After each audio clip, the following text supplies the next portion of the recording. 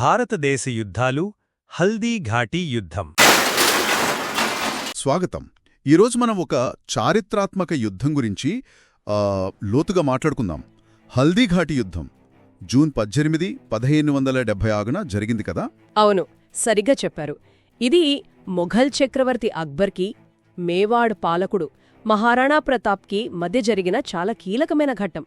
ఒకటి విస్తరణ కోరిక, ఇంకొకటి స్వాతంత్ర్యం కాపాడుకునే పోరాటం అవునమ్మా, అన్నమాట. ఖచ్చితంగా.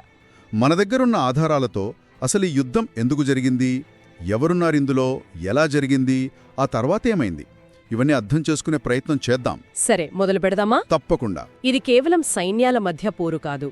ఇది ఒక ప్రతిఘటనకు, వారసత్వానికి ప్రతీక. అంటే అక్బర్ తన సామ్రాజ్యాన్ని విస్తరించాలని చూస్తున్నాడు. అవును, ఉత్తర భారతదేశంలో అంతా తన ఆధీనంలోకి తేవాలని. కాని మహారాణా ప్రతాప్ మేవాడ్ స్వాతంత్ర్యం వదులుకోడానికి సిద్ధంగా లేరు. అక్బర్ ఆధిపత్యాన్ని అంగీకరించలేదు. యుద్ధం జరిగిన చోటు హల్దీ ఘాటీ, ఇప్పటి రాజస్థాన్లో ఆరావళి కొండల్లో ఉంది కదా. ఒక ఇరుకైన కనుమ అని విన్నాను. అతను కూడా రాజపుత్రుడే. అవును, అది ఒక విశేషం. మాన్సింగ్తో పాటు అసఫ్ ఖాన్ లాంటి మొఘల్ సేనాధిపతులు కూడా ఉన్నారు. వాళ్ల సైన్యం అబ్బో చాలా పెద్దది. ఎంత ఉండొచ్చంటారు? అంచనాలు కొంచెం మారుతుంటాయి, కానీ 80,000 లేదా 85,000 వరకు ఉండొచ్చని అంటారు.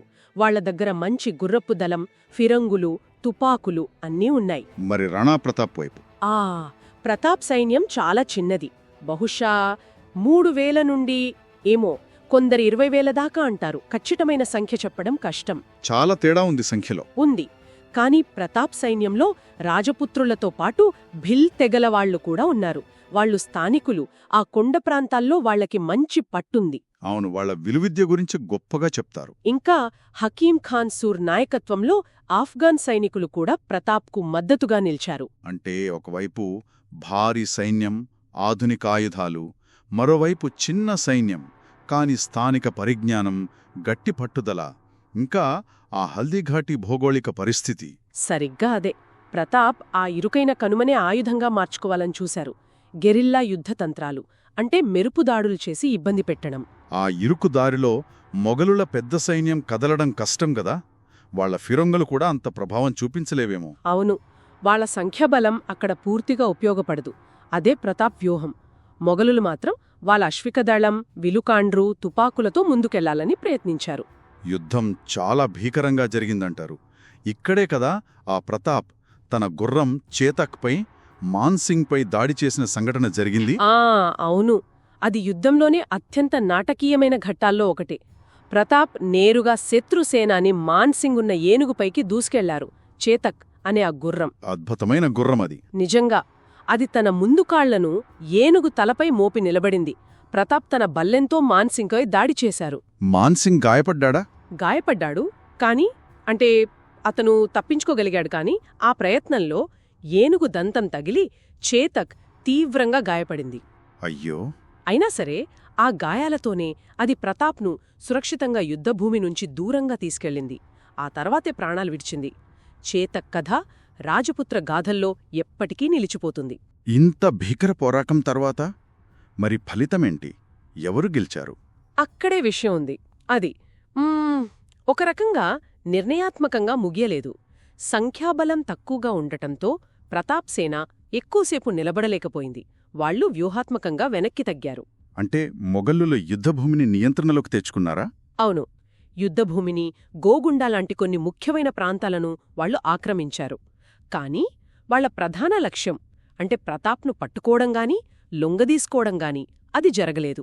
ప్రతాప్ తప్పించుకున్నారన్నమాట. అవును, ఆయన కొండల్లోకి వెళ్లిపోయి తన పోరాటాన్ని కొనసాగించాడు. గెరిల్లా యుద్ధం ఆపలేదు. అంటే యుద్ధభూమిలో మొఘలులు గెలిచినట్లు అనిపించినా వాళ్ల అసలు లక్ష్యం నెరవేరలేదు. ప్రతాప ప్రతిఘటన కొనసాగిందన్నమాట. ఖచ్చితంగా. తర్వాత కాలంలో మొఘల్ సేనలు వెనక్కి వెళ్లాక ప్రతాప్ కోల్పోయిన చాలా ప్రాంతాలను, అంటే మేవార్లోని చాలా భాగాన్ని తిరిగి స్వాధీనం చేసుకున్నారు కూడా. ఇది అక్బర్కు పెద్ద సవాలుగానే ఉండి ఉంటుంది. నిజమే. అందుకే హల్దీఘాటీ యుద్ధమంటే కేవలం ఆ రోజు జరిగిన పోరు కాదు. అది మొఘల్ ఆధిపత్యానికి వ్యతిరేకంగా మహారాణా ప్రతాప్ చూపిన మొక్కవోని పట్టుదలకు, స్వాతంత్ర కాంక్షకు ఒక బలమైన ప్రతీకగా నిలిచిపోయింది. తరతరాలకు స్ఫూర్తినిచ్చే గాథ అయింది. అవును, రాజపుత్రుల ఆత్మగౌరవానికి, ప్రతిఘటన స్ఫూర్తికి నిదర్శనం. ఒక పెద్ద సామ్రాజ్య శక్తిని ఒక చిన్న రాజ్యం ఎలా ధైర్యంగా ఎదుర్కొందో చెప్పే కథ ఇది. మరి ఇవన్నీ చూస్తే మనకు ఏమర్థమవుతుంది?